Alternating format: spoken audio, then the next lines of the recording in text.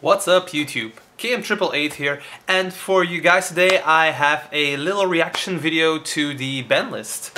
I'm talking a lot about Pendulum Magicians these days because it's my main deck, and the Banlist hasn't touched it as expected, but we also didn't get anything back. So what pluses can we do and see to the meta, I guess. I'm going to react to some of the cards that are banned, limited, and are no longer limited, and we're going to see what impact it will have on the meta and what a Pendulum Magician player can do to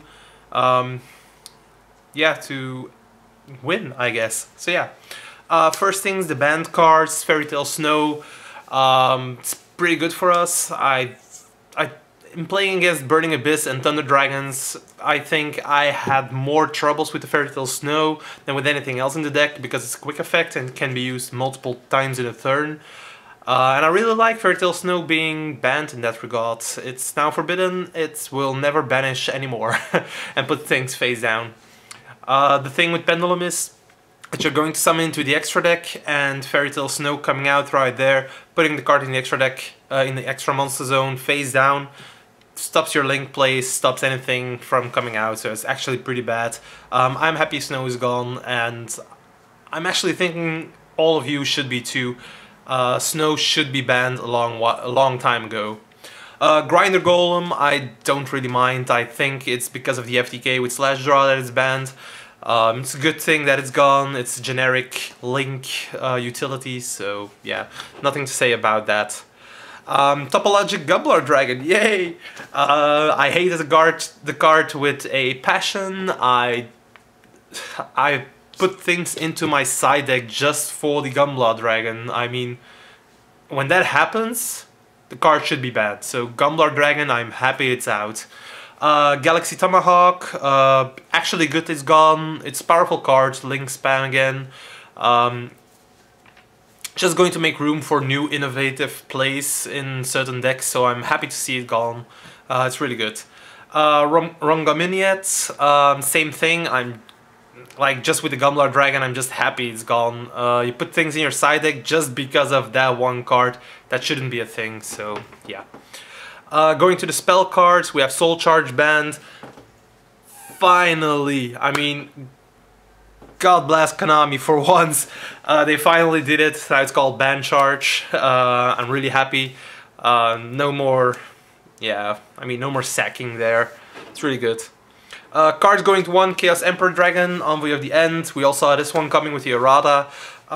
In general, the errata doesn't do anything for the card. It's just, you can't do anything else in the turn you activate it. So yeah, it's good to sack it a little bit, I guess, but yeah, it's only going to be top decks from there on out, so I don't think Chaos Emperor Dragon is that good. I don't think it will see any play, just like in the OCG basically, so yeah.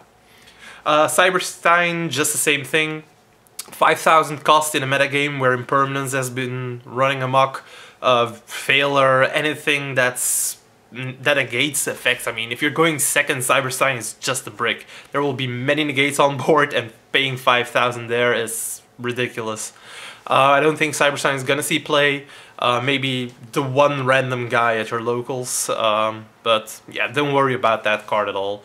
There is a combo with a Psychic Equip spell and the Dino Link 2 making Cyberstein a Psychic, then putting the Dino and something else for another Link 3 like Deco Talker, and then you can go off with the Cyberstein just using its effect over and over, not having to pay the cost.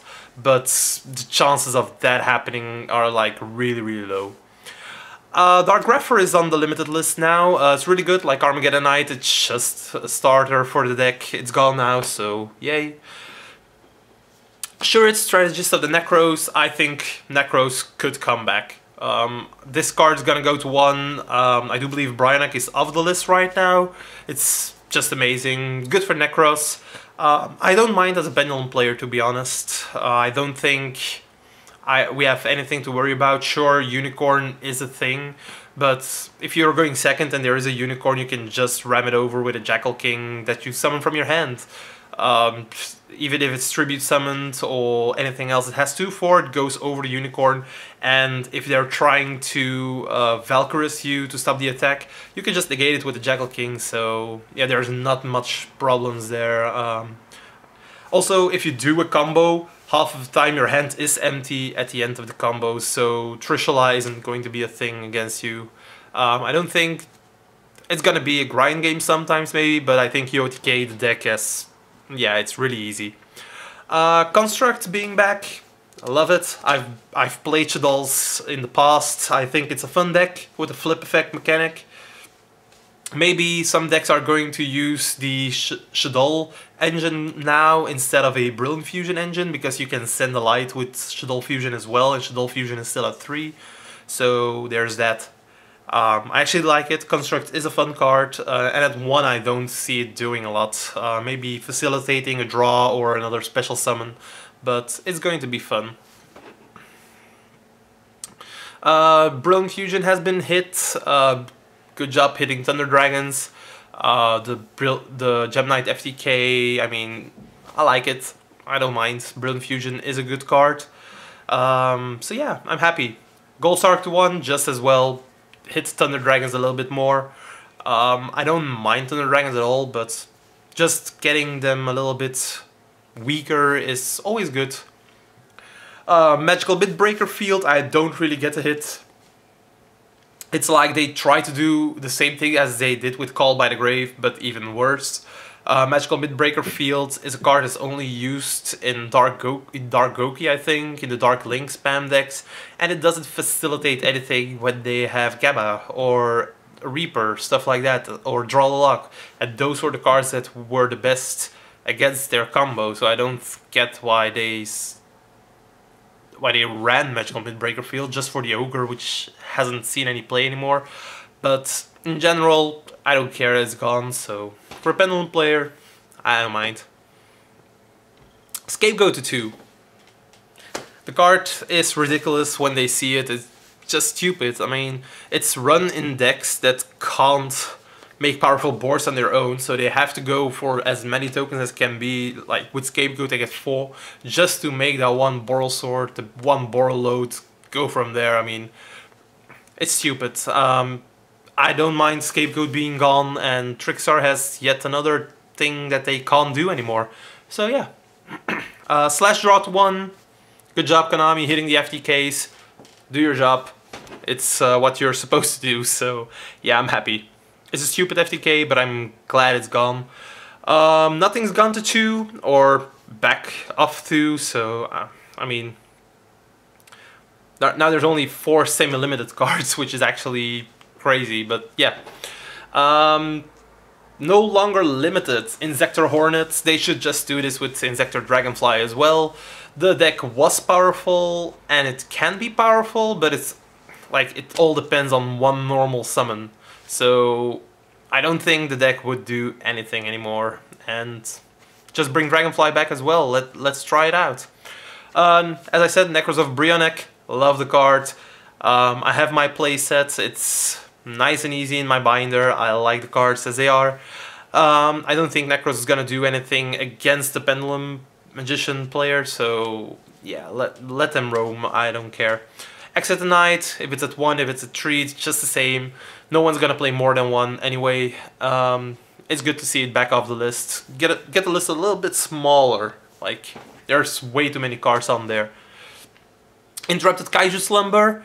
It was limited, and now immediately to 3. I'm guessing it's to promote the anti-Kaiju that's in Savage Strike, because Savage Strike doesn't have that many, like, great cards, and they have to promote the set a little bit. So I'm guessing they put Kaiju Slumber to 3, so the threat of Kaijus would be there again. People having to side anti-Kaiju cards, and that's why it's off the list. But to be honest, I don't care about the card. It's just another thing that we get to negate, so yay. Monarch Stormforce to 3. Card's nuts, I'm not gonna lie. I think it's weird that they brought it back to 3 immediately, and it's just going to boost True Draco, I think. So let's see what's gonna do. True Draco, maybe Cosmo in an extent. I think they used the card. Again, I don't really mind. It's easy negates for us. So yeah.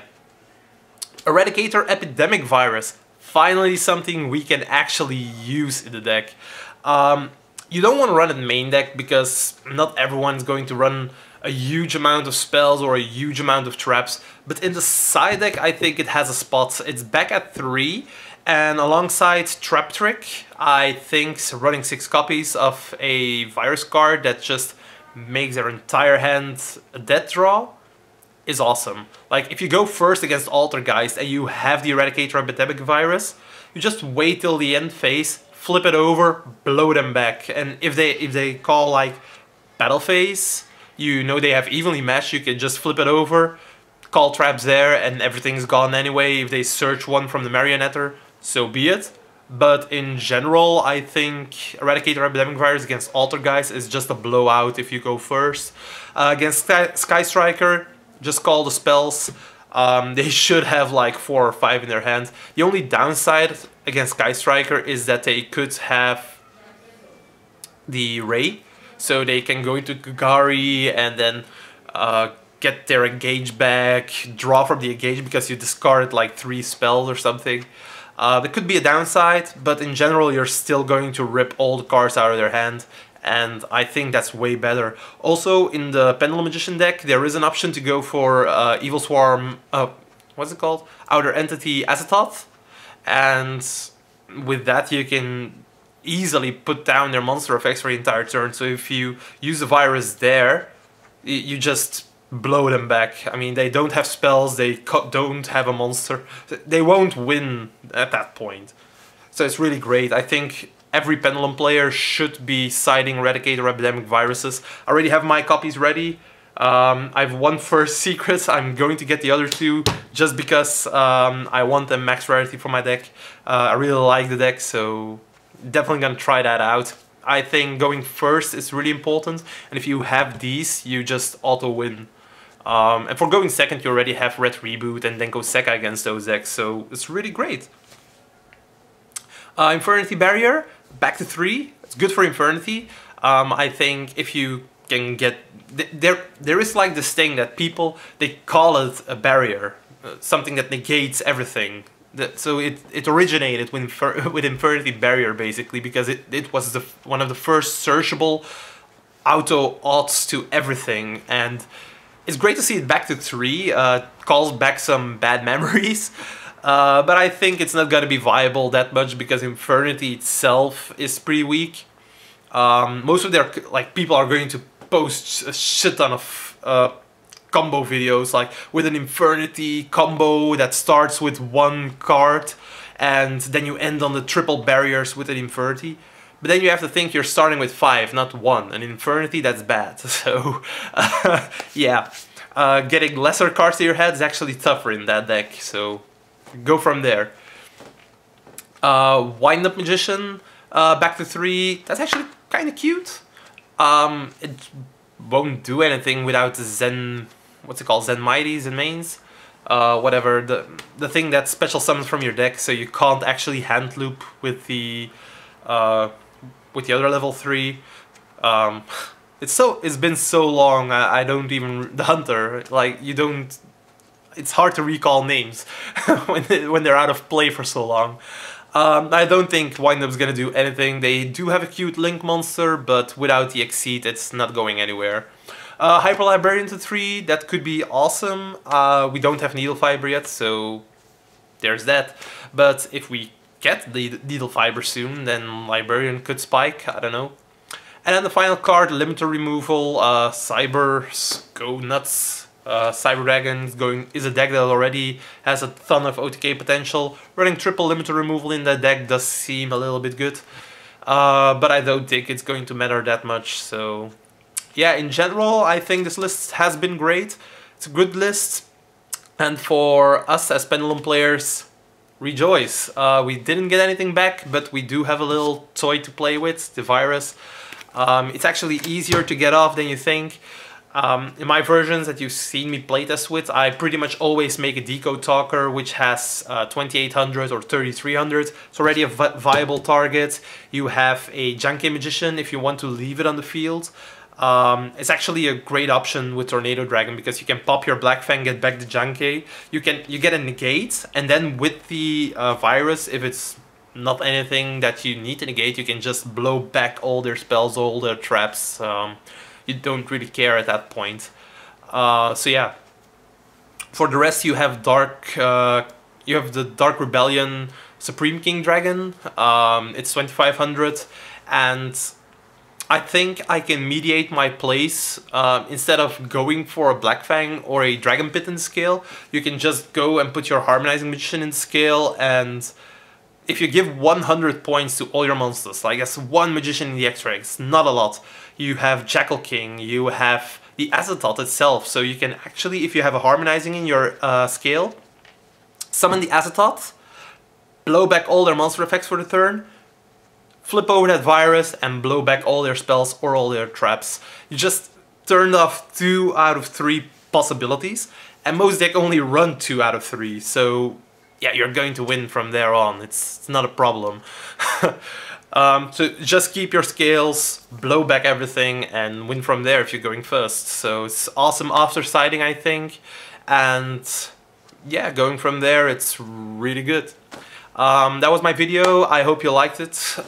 Tomorrow I'm not gonna post a video because I'm going to locals and going to do a sneak peek. I'm gonna try to get the cards that I want from my deck, and then on Monday I'm going to post my updated deck profile. So yeah, wait for that one, and I hope you really like them. So cheers!